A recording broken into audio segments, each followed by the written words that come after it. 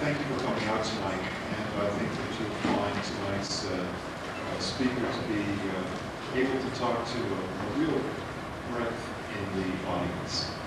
I want to, I was thinking about an introduction that would be appropriate for Richard, and given that he is known for a number of articles he has written about the value of drawing as part of the design process, I thought it might be fun to try to give you a bit of a thumbnail sketch, if you will, of Richard. And in light of the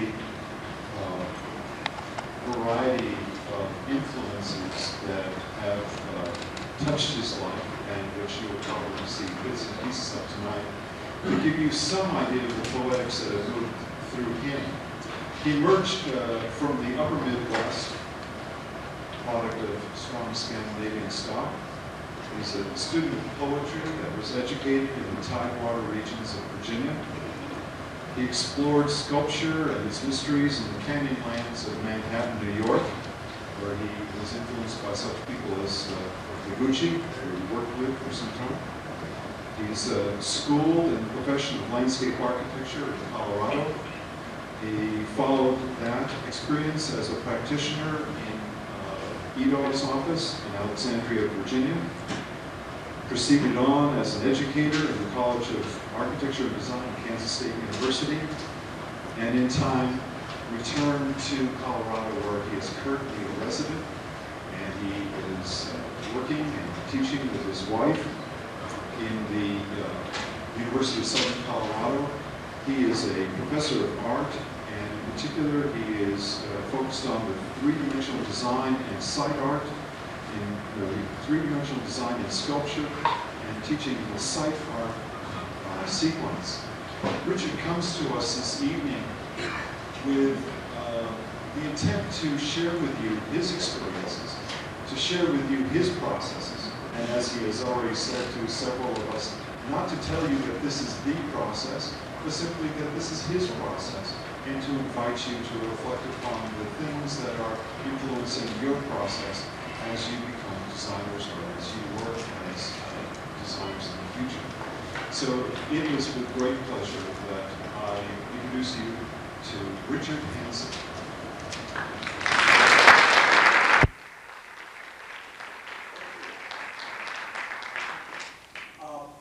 Can everyone hear? Got that wired sound. I'd like to start with a poem by the Norwegian poet Olav Hage, contemporary poet. This is from his book, Trusting Your Life to Water and Eternity. Don't come to me with the entire truth. Don't come to me with the entire truth. Don't bring the ocean if I feel thirsty, nor heaven if I ask for light. But bring a hint, some dew, a particle. As birds carry only drops away from water, and the wind a grain of salt. And all I have to bring is possibly some drops of water. And it's a great pleasure to be here at Ball State. I've already greatly enjoyed my visit and look forward to more sharing. As Scott had said, I'm a student of poetry who became a studio artist who then became a landscape architect, only to discover that I was simply trying to make poems all along. Only the medium had changed. And if you think about, when you say poetics, poetry, what do you mean? And the way I look at it is that a poet forges a finely wrought net of words to cast over some lucid and maybe very subtle bit of life experience, and somehow not seize it, but to hold it, to share it with us. In the same way, I feel that we as artists and designers try to create and forge a framework of space and form that becomes a place for life to happen, to resonate within. And so I'm basically trying to make poems. I think that tonight I want to just share, I've reflected on my approach and it's unfolding. And I simply want to share that to encourage each one of you to reflect and start to understand your point of view. Because it's only when we get centered on our own individual point of view that we can then do strong work, okay, and relate out. And I do have notes, folks, because I meander like a river. I don't have some centering devices, so please pardon me. But I will center myself. I'm a citizen of the upper Arkansas River Valley.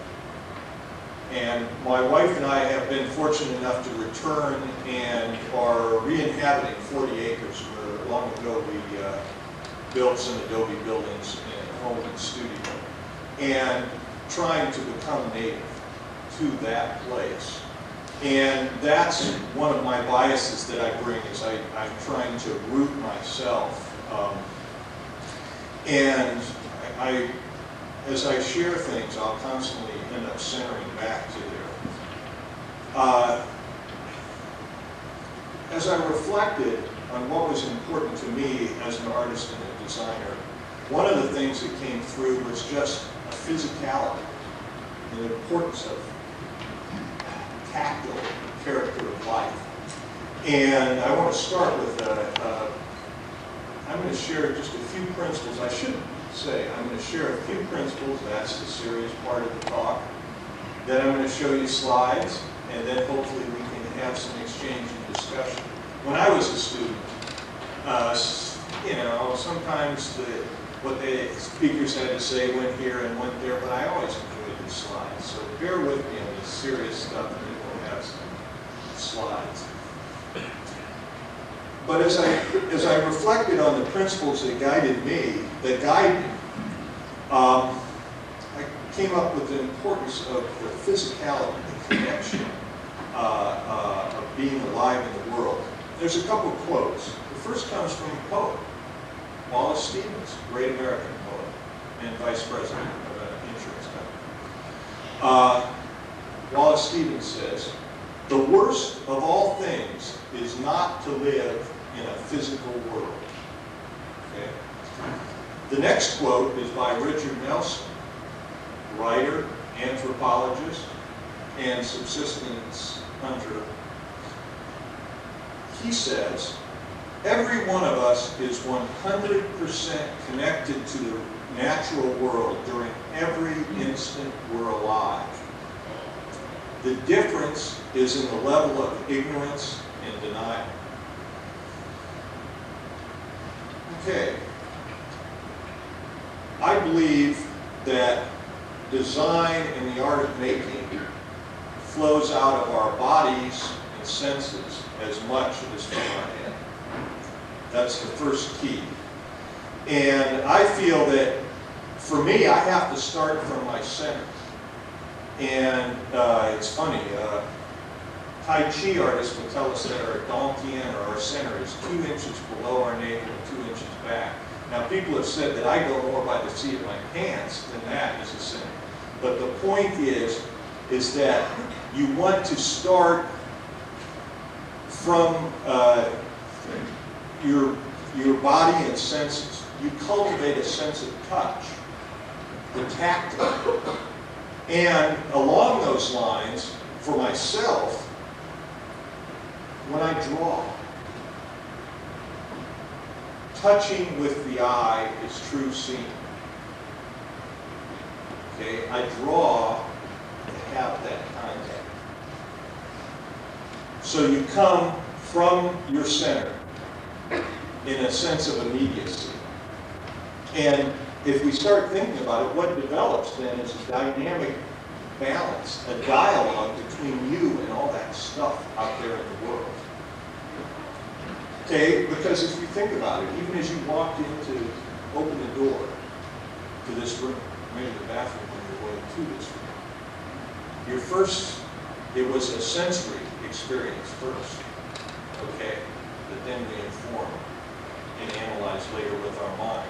It's not to put down a cerebral approach, but it must be balanced. It must be this dynamic balance. And for me, I think that a physical and emotional identification with the things of the world is where I start, rather than a purely intellectual approach to concepts. An example for me, and I'll later share some slides of this, was when we started building our Adobe buildings. We made 23,000 Adobe block, let them bake in the sun, and we slowly bring them up to the building site. We had no drawings for artists. We didn't need drawings. You know, we just walked the site. And we would stack up Adobes and stand in between those low walls as we started to say, not this big, and then we'd stack them in a little tighter, a little further down with it. And we started to sense the nature of the spaces we were hoping to create.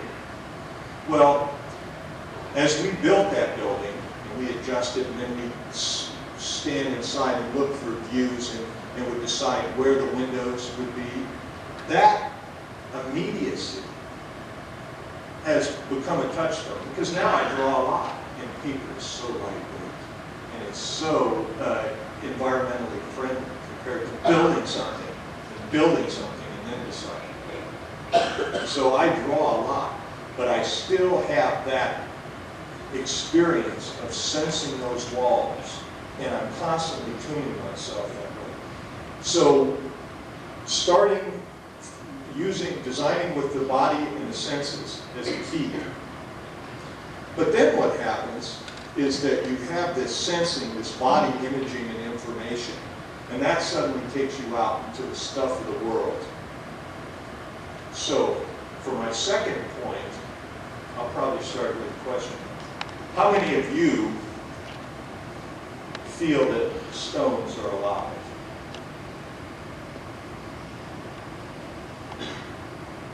Very good. Interesting. I too believe that stones are alive. Paul Caponegro, the wonderful contemporary American photographer who's been photographing megaliths through the British Isles for over 25 years, had a great statement about that. He said that, of course stones are alive. It's just that their breathing is imperceivable to humans because they're doing it in geological time. And he in the same interview, pointed out that materials aren't dead. It's usually the artist, craftsman, or designer who is comatose. Okay? Materials, for me, are alive. But most importantly, the way I approach it is that every material has a story. Okay? We're in this wonderful area in Indiana, and deep beneath us is Indiana limestone. And when you think of Indiana limestone, what do you think of?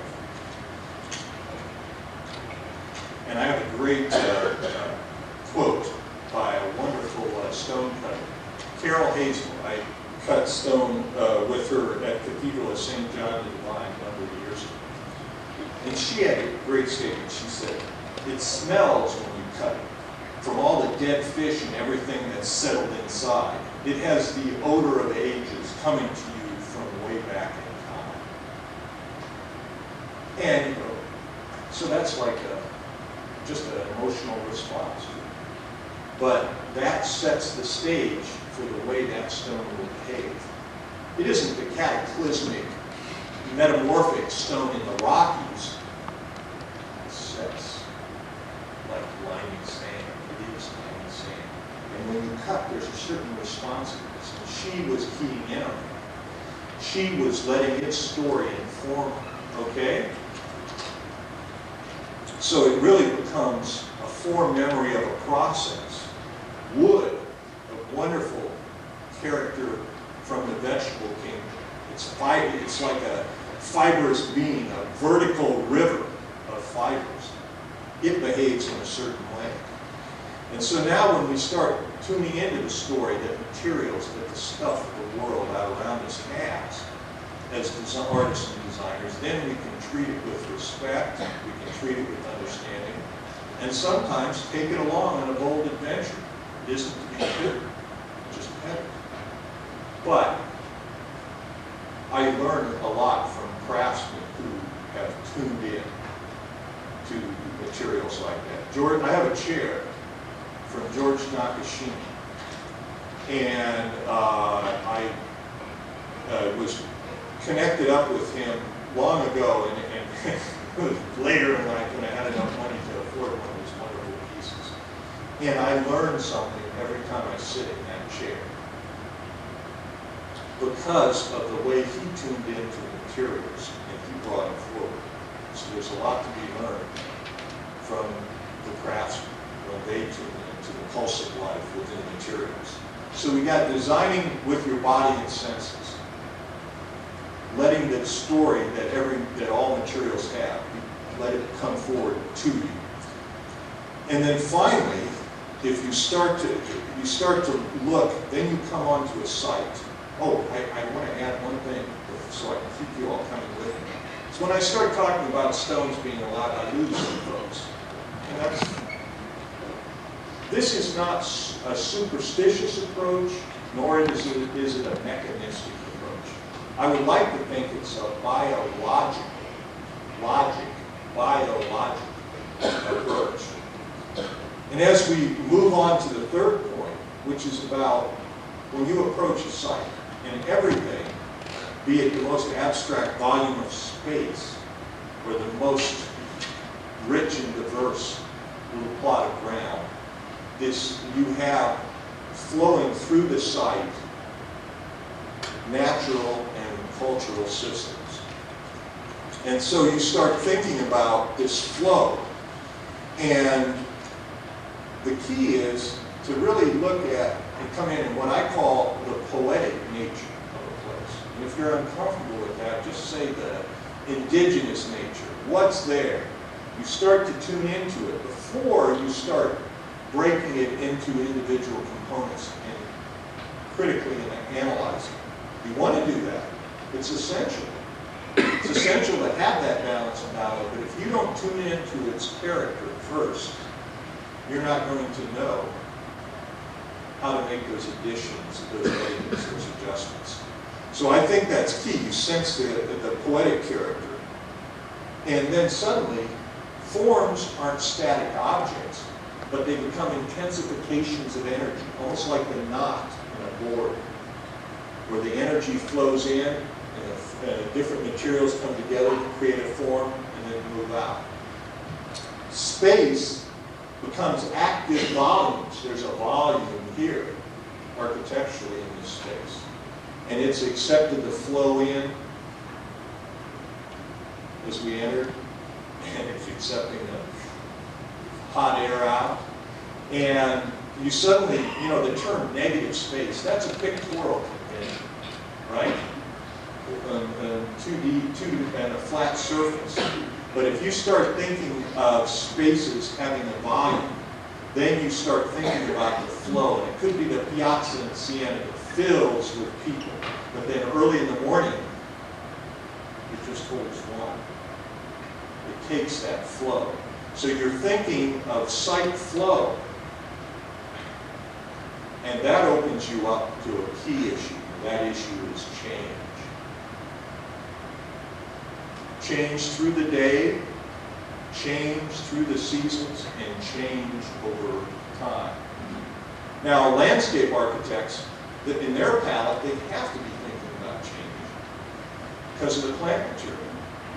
Wise architects always understand change because in the architecture of antiquity, oftentimes they are seeing layers. Stuart Brand, in his books, How Buildings Learn, has shown that there is that time element even in pristine architectural structure. So we suddenly tune into change. So here we have designing with our body and senses as well as our head. The idea of materials having their own story of being alive. Those are key elements. And now, when I start talking about site, wherever it might be, in a very urban condition or in a very remote condition, there are natural and cultural systems flowing through them. And that's how I think about it. That leads me to the fourth principle, which everything has been moving towards, and that is what I call the poetics of joining. Now, I've already defined the poetics, and it's interesting. If you look back at the root word, poetry, poet, it's talking about making. I hope that's what you're checking. It is about making. And the poetics of joining, if you think about it, this act of construction, the art of making, design and making, it's really an intermeshing of relationships. And we have to think of this, it can be either the space of a small courtyard is the same as the vast space of the city. There is these incredible juxtapositions of matter, intermeshing of relationships. And you have one element that has a certain emotional character, be it a retaining wall or the sharp, strong edge of an architectural facade. And then you have another element coming up to it. And these elements each have emotional as well as form, character. And as they come together, whether it is in an edge condition, an overlap, or a merging, there's another quality in their interaction. And as you tune to those things, these poetics of joining, you can start to get into a subtlety and a power of design, I believe, for myself. And I think that, for me, the key issue in dealing with these juxtapositions of matter is just slowing down. Because this whole process of tuning up, of attunement to these elements and coming up with proposals of how they can come together, you have to image what that is in your mind and tune into it. And for me, I think slowing down, coming from a sense, a body-based point of view, tuning into the materials and the systems that flow through the site. And finally, when you make proposals, thinking of it as a poetics of joining, as an intermeshing, and tuning into the emotional as well as the visual character of it. Okay. I think that for myself, that's how I approach the work. And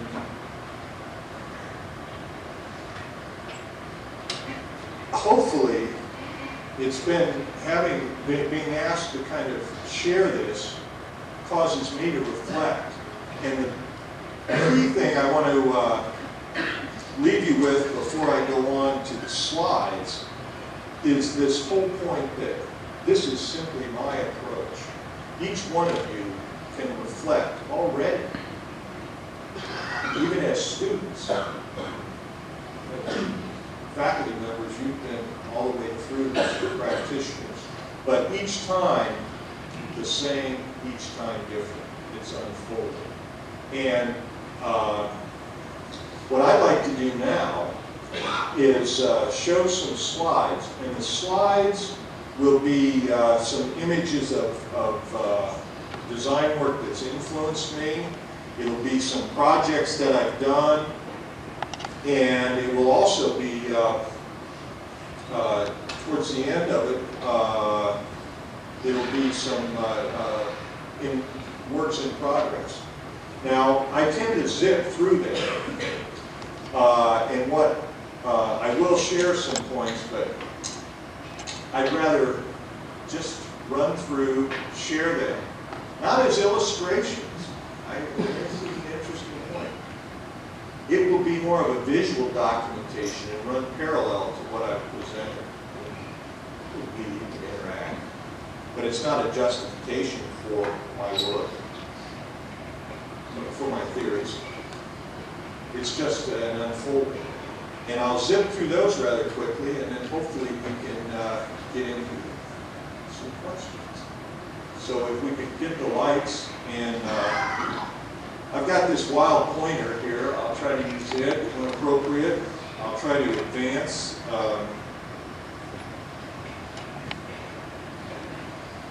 Let's see. Okay, I'm going to just keep rolling here. Oh, thank you. Water.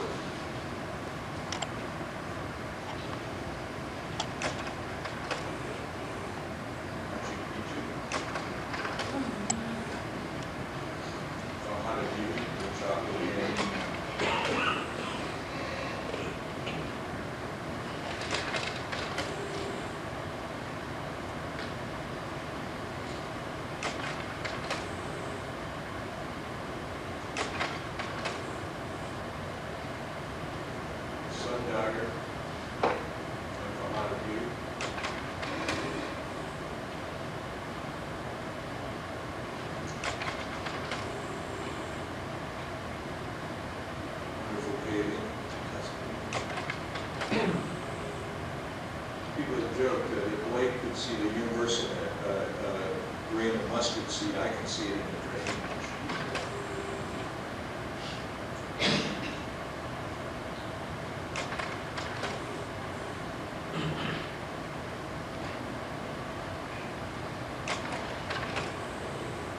I love looking at these elements for their texture, for their character. And they always give me things. This wonderful stone is quarried just over the hill. Incredible. Incredible. We talk about local materials. That's as poetic as they can get. Okay.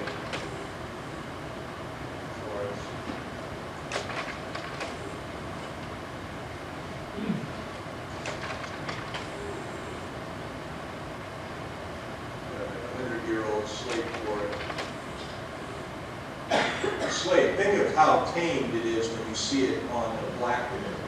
And look at how evocative it's what again I would call a form memory of a geological process. Doesn't that inspire ideas for details and things happening right there? Beatrice on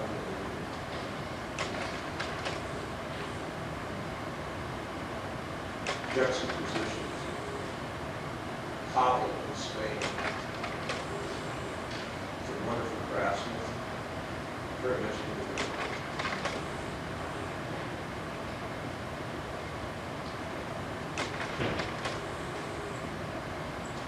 Don't you love the thick dimension of that? Just set on the bed.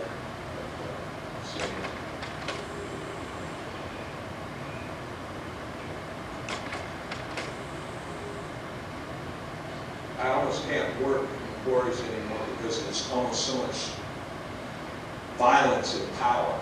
But you have to be aware of that as the source of some of this stuff. And water. Water for me is a very powerful element. I'll talk a little bit about it later. The Anasazi chops, bowls, to capture the water. Masonry back in a spruce house, I believe, is just a wonderful spring that becomes a life source. And water is a life source for us all. It's just we operate in ignorance and denial. Carlo Scarpa, wonderful Italian architect, who could take things and caress them and almost in his elaborations always not be excessive but just be evocative.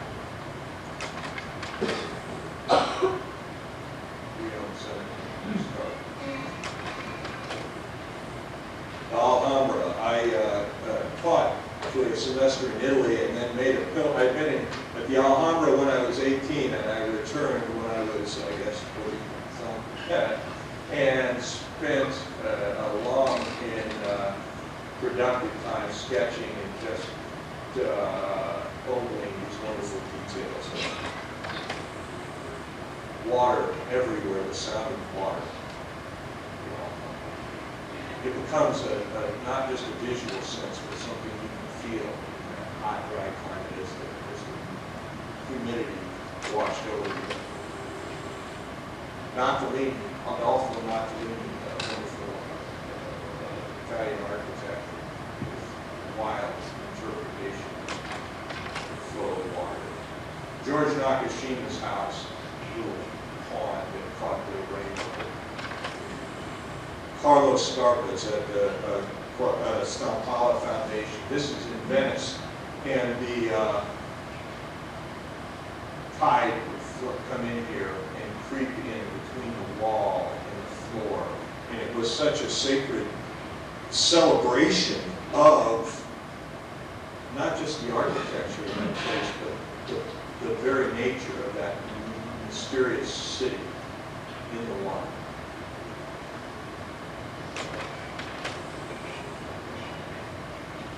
Just up the road from where I live.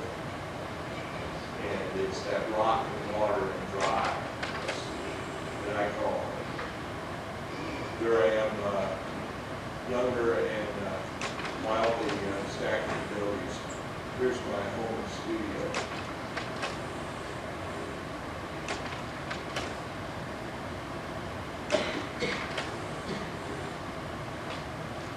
My wife, clay artist, and I always have to include this little traipsing. You traipse up this pink path to the composting toilet. I think anyone in the arid west that uses water, it's really strange. You know, we frankly excrete in the water and then flush it down the stream and then drink it. And this is a composting toilet. The design is from Sim Van der Rijn, the California architect, and it's an important part of our living in the country. Here I am, Michael Bergeson's studio, and I'm basically a maker, folks. I love the involvement. This is a stone basin that I'm working on. This is that gentleman there is Alan Bird. Master British mason, and just a wonderful craftsman. This is the Cathedral of St. John of the Divine.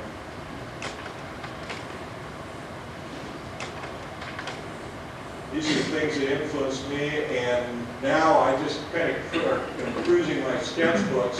I encourage all of you to draw, not to draw for pretty pictures, but to draw as a type of true seeing, to touch with your eye.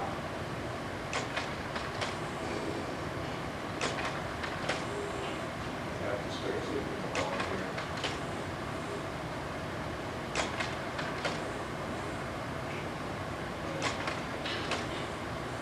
The Alhambra, again, this is a powerful place. Here's some of my early work. I'm not going to say early. This is, I should explain, as I became a landscape architect, I felt this pressing need to not only be a functional problem solver, but to somehow get involved in a sculptural dialogue. And so what you will see, out of power. You hitting the right buttons? Hitting the same one I was.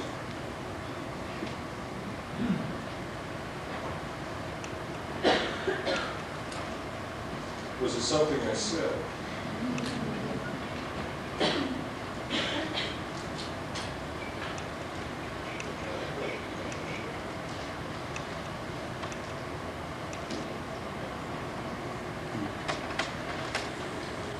That's bad. Okay. This stone piece, I was asked by clients to create a Japanese garden, and I said, I can't do Japanese gardens, but I will do a Colorado garden in the Japanese spirit. And this stone piece is reminiscent of the chochobai, the ceremonial basin where they wash before they enter the tea house. And what I did is I found a stone that was sculpted by the water, the stream, just up above where this house was. And then I cut a very clean cylinder down into it.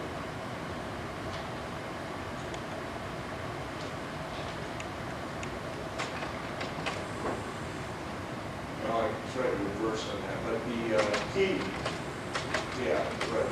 Okay, the key point is that I hooked it to a drip irrigation system with a Louis needle valve, so it was always brim full and water coming over the top and also irrigating the plant material around it.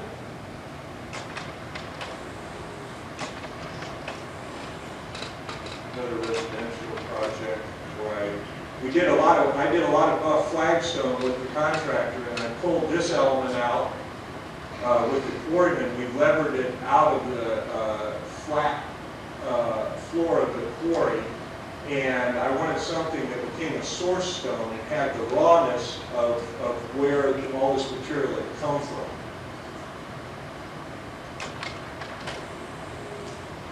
Much more well-behaved piece.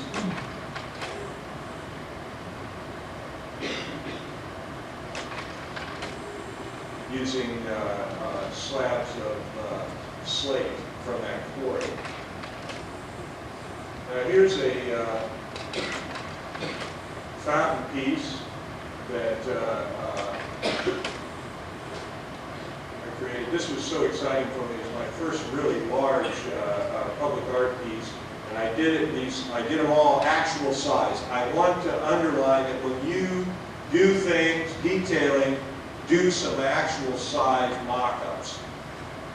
And you all know that, but you get the And this is, I went up to Cold Springs Granite and used a pitching tool, and with a fellow named Laverne, cut those wonderful pieces, and we're setting them in place.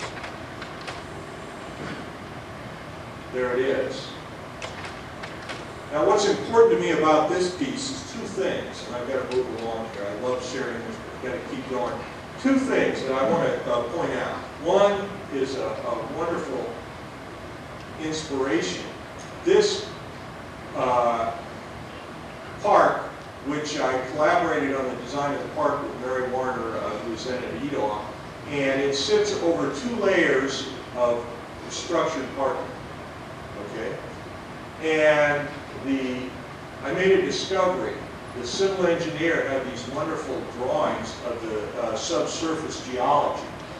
And this piece was inspired by the geological memory of what was at the site before they built it up. And as well as functioning, doing those things as a gathering place and all that, it becomes the geological memory. That was the inspiration. The other note, which got me kicked off in the direction that I'm now working, is that on this particular project, where I was doing what I consider as a powerful little piece of civic art, they were also had a major problem because all the runoff was so intense, and they had to hold it to historic flows, that they were talking about putting a huge stainless steel tank down below in the parking area to then hold the water and slowly release it. And I suddenly realized that how fragmented our approach to water was. We either get it off the site and out of sight, or we do some, often athletic manipulation with it. And this got me thinking. I enjoy the piece. It's in Arlington, Virginia, and I invite you to go by. If you can go to that next tray, please.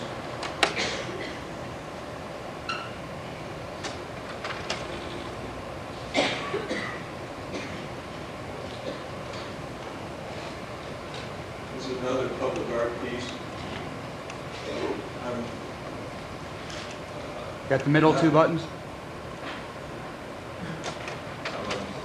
Okay.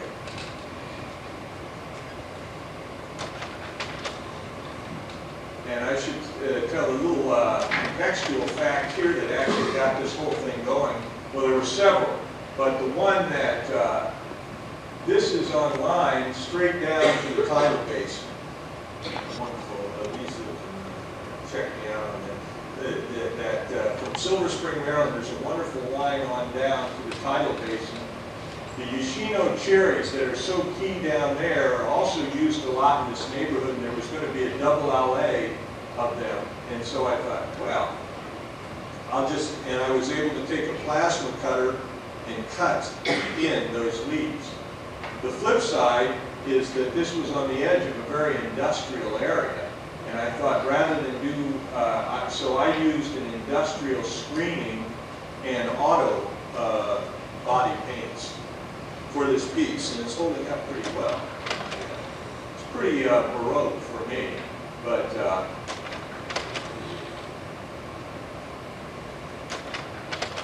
an interesting adventure. This piece was part of a competition where 6 artists, and I encourage you as landscape architects to go after some of these projects. This was a temporary installation at the Connemara Conservancy just outside of Dallas, Texas. And this is a memory drawing. I do drawings to capture the idea. This is the original out of my sketchbook. This is an aerial photograph, color Xerox of it. And this 72-acre nature preserve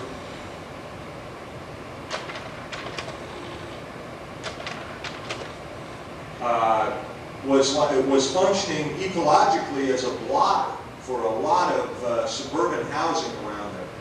And I wanted to somehow make that, express that. So I got connected up with the geotech engineer, and he gave me soil corings. And so what I wanted to evoke in those limestone elements, and then that, and proportionally the thickness of limestone to the small bit of soil, and then I just went and found it's a temporary installation. I went down on the creek and found an old dead pole, and that blue tape dancing down through there is really to evoke the dance of water on that site. And you can see it was well received by some of the toughest critics you'll ever have. They destroyed it in 6 weeks. I think actually 5.5. And it was quite popular, except some of the more adventuresome ones would climb up in that. And rather than being distressed, since no one was hurt, I took it as a recognition of their enthusiasm. This particular piece was in Silver Spring, Maryland, and I had gone through the journals of the fellow that founded it at Silver Spring, and he talked about coming upon a spring glittering with mica and sand. And that was sort of the jump-off point. That plus the fact that it was a renovation of what is a fairly deco place. And I happened to be cruising an old study by Wallace Roberts and Todd, and they had pointed out that Silver Spring is on the edge of an escarpment right around a very strong geological happening around the DC area, and I thought that's been totally kind of eliminated. So I thought, well, what if you could just go through that wonderful paving pattern and pull up some of this geological evidence. And this piece is a 4.5-ton stone that became one of the key marks, and that's right there. Oh, excuse me, I didn't do that. Okay, this gentleman right there sings in the choir, has the gentlest handshake, and swings the incredible 15-pound hammer. He and I brought that texture into being, and it's really a wonderful experience working with him. And it becomes a marker in that place. And the other thing that was really important to me is I started getting very self-conscious about, even anywhere in this country, about the use of water. This stone, which is mica encrusted granite, so I didn't have my spring glittering with mica and sand. This mica encrusted granite, the water steps, which connect it to the architect, the deco architecture. Also, I built up a plywood model, actual size, and worked out the water distribution so that there's only 1/4 of an inch of water over that to activate it. So that it is, in that sense, hopefully at least being environmentally sensitive.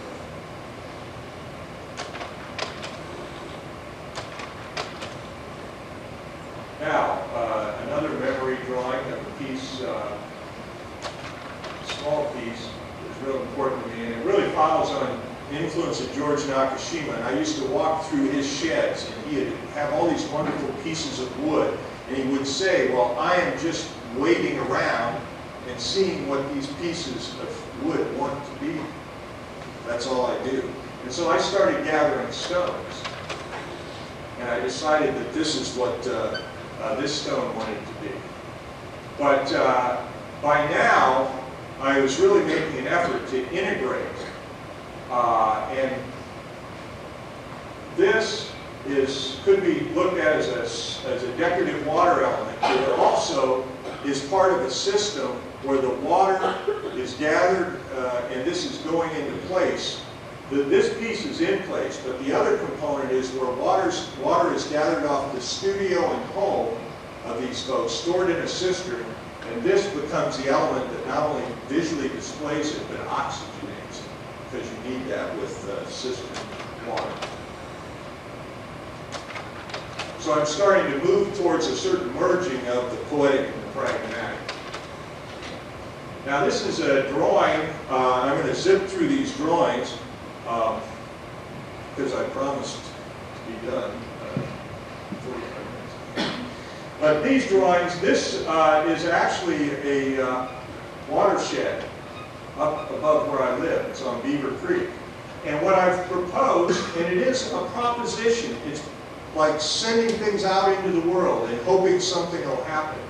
And basically, it's 3 experiences. And I would have all the children in the watershed go up to where it's simply a spring, where it starts in a series of springs. And they could, almost like prayer flags, put a little "we were here" kind of thing there. And you'll notice there's a cast glass element. And any of you that have done water tests, you can pick up some water, hold it in a container, and test it for different, run it through tests for purity and for other elements. You've got, and what this would be tested at its source. And this is a big meadow where it meanders, and it would be in a sculptural event, and again, the water could be tested. And finally, this is down at a reservoir, and this is like an overlook. And of course, this element, which is a kind of the negative space in between this cast bronze element, would be the vortex shape, which is a universal shape that water makes whether you're flushing the toilet or running a stick through a pure mountain stream. But this would be, again, a point where the children would go to the reservoir, bring the water up in here, and it would be tested to see if the quality of the water had been sustained from the source to this point. So it becomes an environmental education tool. And this is a project, and I always like saying this actually got an AIA award, and there's very little structure in it, and I think it speaks of their commitment to starting to recognize the essential, the importance of designing with nature, and it's taking a series of, and I'm just going to zip through these, It's taking a series of spaces at Kansas State University. Notice I've since then left, they drove me away, but taking a series of spaces and proposing what could happen in gathering.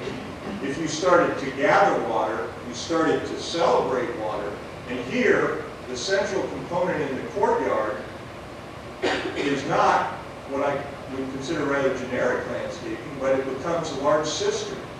It's a place where you can gather, and the water is basically gathered off the roofs, dropped into this underground cistern. Then you can, these are PV photovoltaic panels that operate a small pump and recirculate it through this little flow form to oxygenate it. And then if you don't need to use it, you just let it drop back down those little slots. And you have that wonderful sound like when it's coming up from a well. And sometimes it'll be the sound of fullness, other times it'll be the sound of drought. But if you do want to, and you have little floodgates in each one of these. And if you did want to irrigate, you pull those up and flood irrigate. So that becomes a proposal, an idea, something to put out into the air. Again, I saw that Michael Ogden was here last year. This is taking what's very popular these days, and I think it's a wonderful idea, constructed wetlands. But the EPA had identified 10 years ago there was a problem with the runoff coming off of parking lots. They have so many other problems to deal with, they haven't gotten around to it. This would catch the runoff off of these parking lots, and all campuses have them, and start to filter it before it went into the stormwater drainage. It would also be a nice green edge in certain seasons, and other times it would have that wonderful cattail character. I love cattails. So what happens here in this proposal simply, and again, there's a surge ring that catches the water as it first runs off the street and that first toxic wash will send trout belly up. But if you catch it, and then from then on it's a little diluted, and these cattails can process it even at that small scale, then it can be healthy enough to seep into the stream. But these simply were presented as proposals, and as I said, it got a nice response in an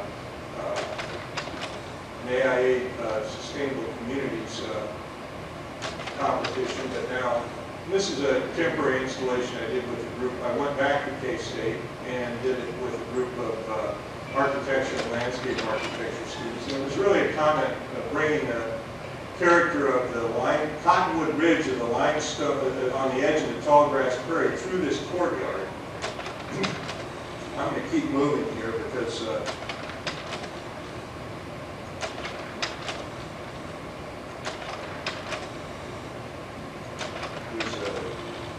this is my sculpture studio and my faithful dog Masuki.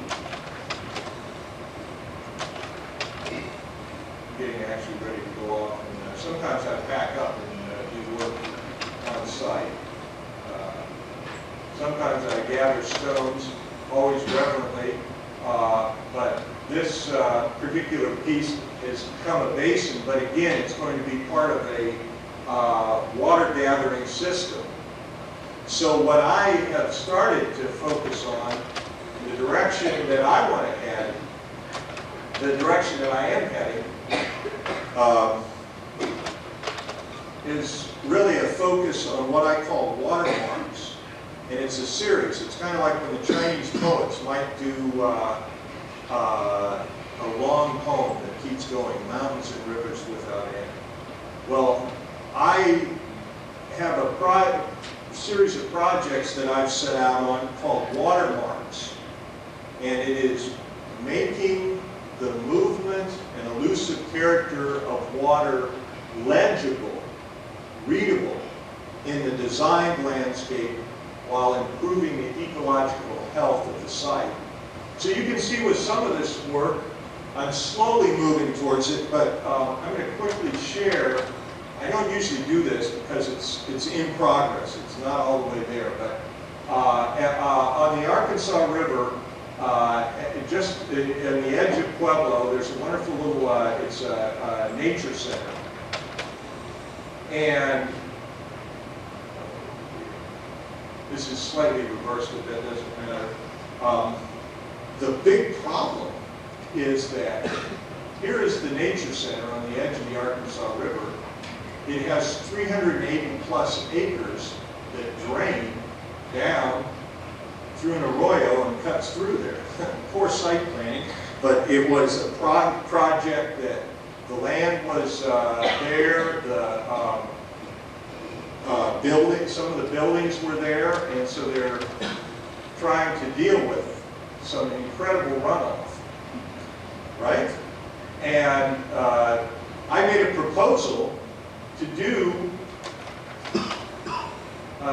try to deal with the uplands, to deal with the riparian area, and it was the idea, and I proposed it to the Colorado Council of the Arts and received a grant. And I love the idea of receiving a grant to do stormwater management. It was a series of sculptural events that would make visible the situation while trying to solve it.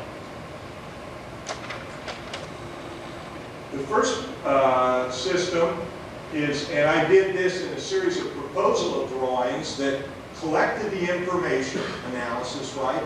Made some proposals, and what this is about is check dams. They're really a neglected technology. They're labor intensive, but they were just crying out, and they were sorely needed in these incredible arroyos. And so I proposed some check dams, and of course they have the wonderful historical precedents, the Anasazi, and Mesa Verde, they were doing it. They have Soil Conservation Service did it in the 50s. But what I proposed is as a dam, they gather the sediment while dissipating, but as a bridge, they become part of an uplands trail. Very straightforward. You say, this is just good landscape architecture. This is environmental art. Well, folks, that's where we miss a lot of opportunities. Because as we make visible, we make legible these ecological systems and what's happening, it can be done in a powerful aesthetic way. So that was my one proposal. And then as the water comes down, it oftentimes reaches and just washes through this wonderful little series of gardens by the cafe. And the irony is that just upstream is some wonderful old cottonwoods. But because 15 years ago, when the reservoir was built, it stopped the natural rise and flow of the water that is essential for the seeding of cottonwoods. And so, other than this small little group that came just off this little irrigation ditch, and it would flood, and it no longer even floods, the cottonwood, and that was the name of their that is the name of their newsletter. There's no more young cottonwoods coming up. So I saw an opportunity with this problem to have what I call the cottonwood revival, and in that opening, that little meadow, right off here in the distance, I proposed, and it's very understated from a sculptural point of view, but as you can see, and I'll do just a quick little bit of botany here, the cottonwood seedlings, if you've ever traveled along the creeks and streams in the arid west, the cottonwoods will grow up along the point bars as in the natural stream meanders. The spring floods come in, wash and clear away a place, deposit some rich, moist soil, and those cottonwood seeds come up. And with, without the natural floods, they will not seed. And if the cottonwoods disappear, the cottonwoods now are only 2%. The cottonwood riparian forest in Colorado occupies only 2% of the land mass. And yet it's the richest habitat for birds and wildlife. And so what I proposed was quite simple. Redirecting the flood runoff from the nature center's watershed away from the gardens down into this area, which had been about 40 years ago cut for hay fields. All the cottonwoods have been cut out there. So it sat just welcoming, wanting the cottonwood riparian forest to come back. And so what I've done in a very understated way is proposed just a simple marker and stones that would capture the ghost of that last point bar. And then I was going to plan, I was going to help things along. As I said, I'm a Viking Taoist. I believe, like the Taoists, we've got to go with the flow of nature, but my Viking ancestry makes me assertive about it. So I will plant some cottonwoods, but most importantly, what used to flood through the and breach, as you saw from that earlier photo, and wash through the gardens, will redirect. And I can handle the 100-year flood without washing everyone's Toyota away, I think. You can see that's 60 CFS, the 10-year flood, 90. By regrading the parking lot and hopefully getting a concrete pan, we can get the water down there and have a cottonwood revival. This piece, I've got a wonderful marker for it.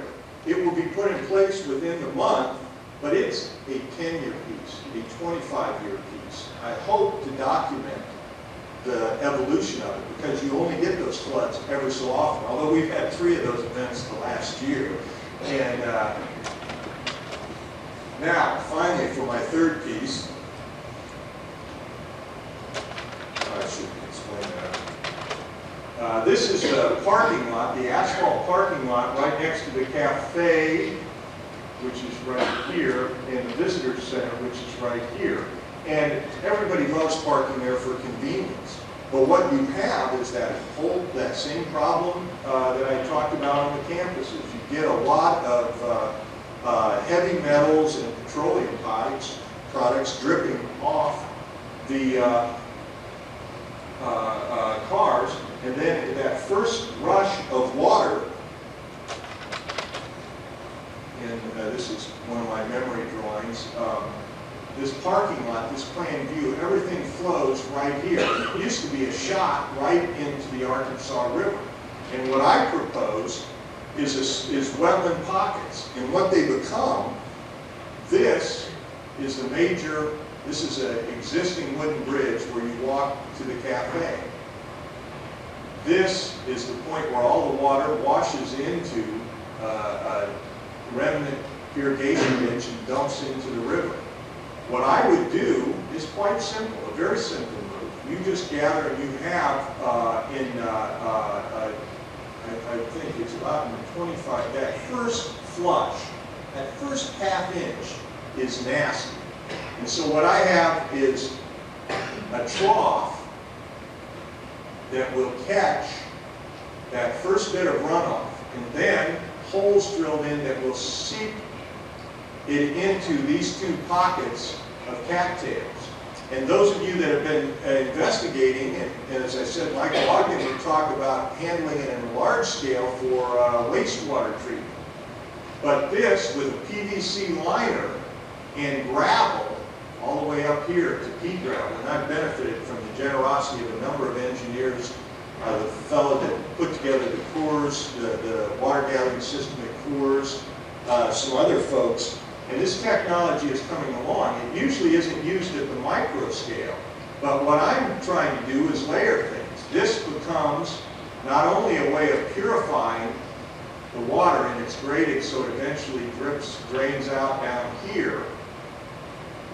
It not only will handle this water as it first runs off, and I've got some of the sandstone grades done. I've got this marker, and I'll show this to you. This will be replaced by some stainless steel cable so that you can see this, because I think these cattails, I want to share them as a threshold. I want to make them a visual element as much as a purifying element. So it's not just engineering, or it's not just visual display, it's integrating the two.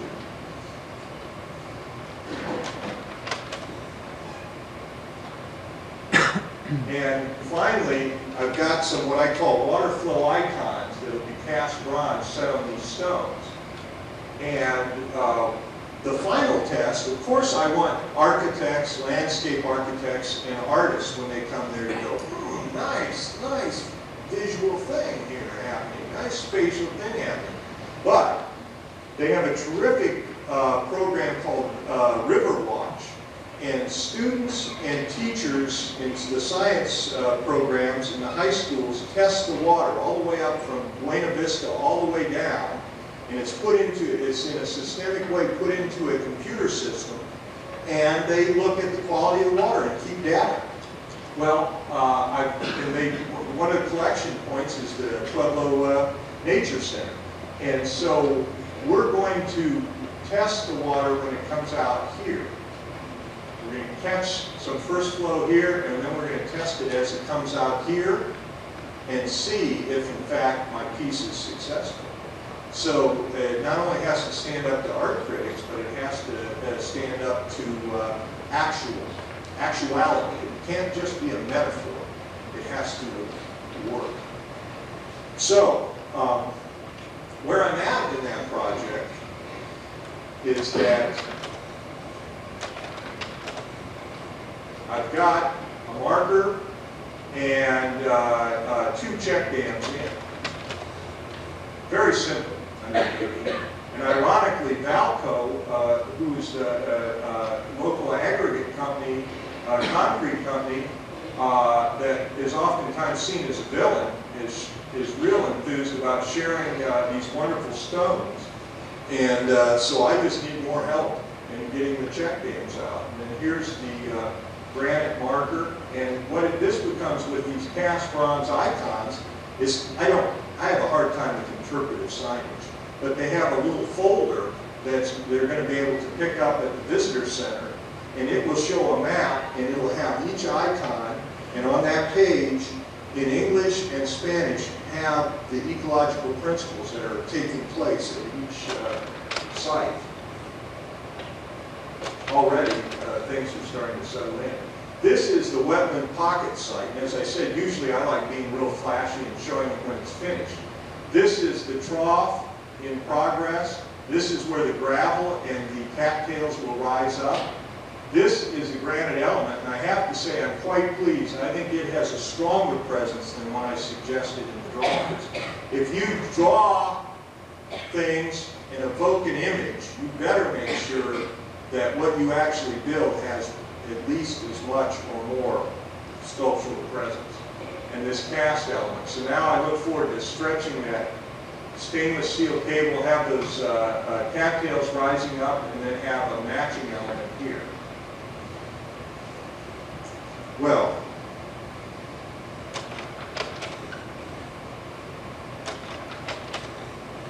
I think that this isn't anything new. A lot of this is in the air, but the people that challenge me, that inspire me, this is Gaudi's work at Parc Güell in Barcelona. And when I visited it, they were cleaning it up for the Olympics, but there's usually tables and things happening out here. What is interesting is he created an element that was considered in its time very avant-garde and experiment, but also it was so environmentally sensitive. That is there is about 2 feet of sand there. And it's graded so it runs to the center of these pillars. After it filters the water, it's dead level, it catches the runoff seeps through there, down, to come out of this gurgle out of this wonderful subterranean creature, and would form and be a source of irrigation for all the plant material. So that combination of fresh sculptural thinking with environmentally responsible design is, there's a precedent there that challenges me and inspires me. When I was at the Alhambra, and I know landscape architects go there, and we do pay homage to the wonderful spirit of those water gardens. But for me, what was the most powerful experience was to know, and this is one of the smaller secondary gardens, secondary fountains, all this water, after it becomes a thing of visual display and cooling, is then drops down and irrigates these fields. That blending of the poetic and the pragmatic, those inspirations to challenge me to continue on with watermarks, that's sort of where I'm at, and that's the next step for me. I will have that project done at the Nature Center in the next month, and then have a couple more floating in that magical state of drawings, looking for a home. I thank you. Now I'd like to entertain any questions, comments.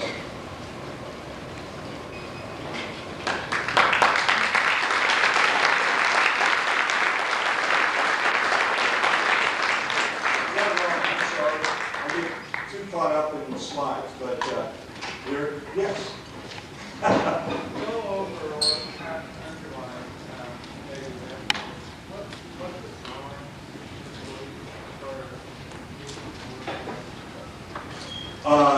A good question. He asked, what do the drawings do for me?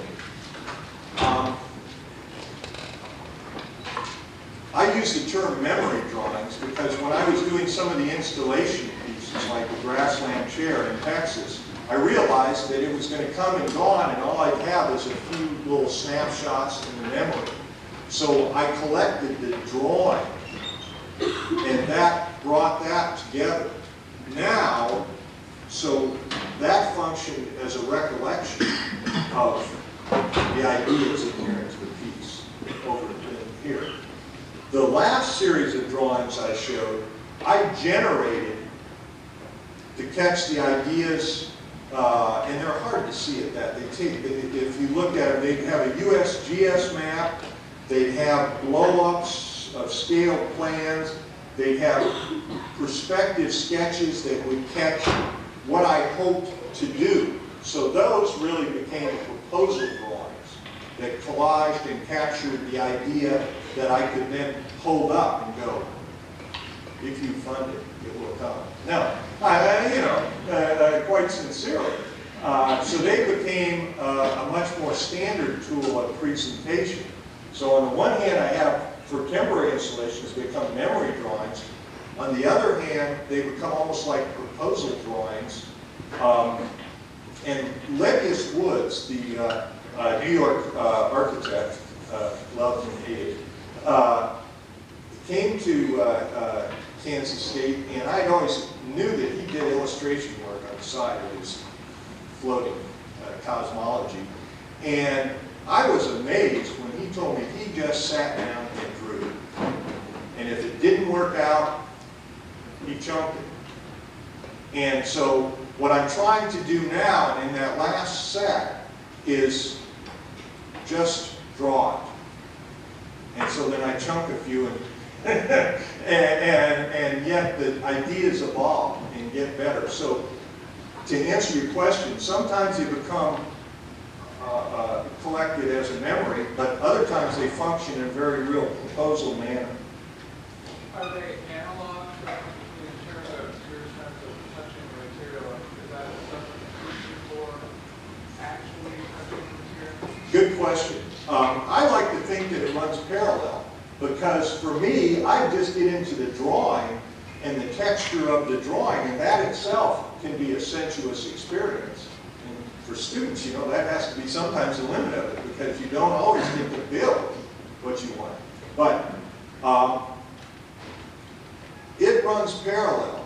I probably, to elaborate on that, is that the idea of just drawing and not being able to be involved in the art of the making, I would be bereft. But I use drawing a lot.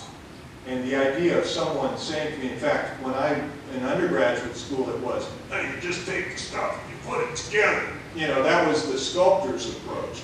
And drawing was even a bit frowned upon, especially because I like drawing from the figure. You know, that was considered real retro.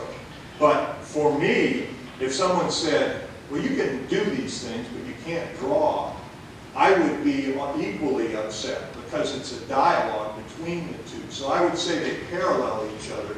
Sometimes I use them to gain access to opportunities. Other times I just use them as a recollection device.